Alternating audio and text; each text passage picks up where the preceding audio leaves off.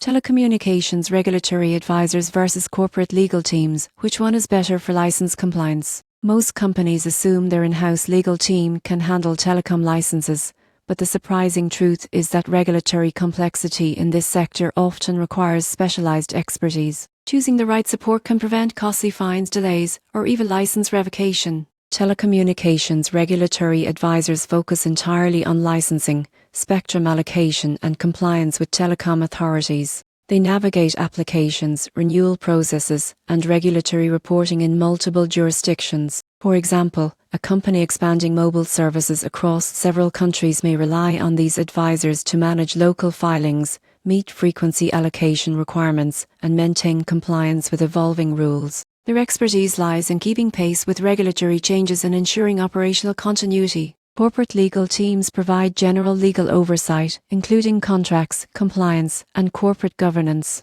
While skilled in broad regulatory matters, they may lack the deep knowledge of telecom-specific rules such as interconnection agreements, spectrum auctions, or international roaming regulations. For instance, a generic compliance review may miss subtle obligations imposed by national telecom regulators. The key difference is depth versus breadth. Regulatory advisors offer specialized, up-to-date knowledge essential for license compliance, while corporate legal teams provide broad oversight and internal alignment. The most effective approach combines both. Advisors handle regulatory intricacies, while in-house counsel ensures integration with company policies, contracts, and risk management frameworks. The takeaway is clear: telecom license compliance is too complex to rely solely on generalist legal teams. The surprising truth is that companies that strategically use regulatory advisors alongside corporate legal teams reduce risk, accelerate approvals, and maintain full operational compliance. In the high-stakes world of telecommunications, specialization and coordination are the keys to success.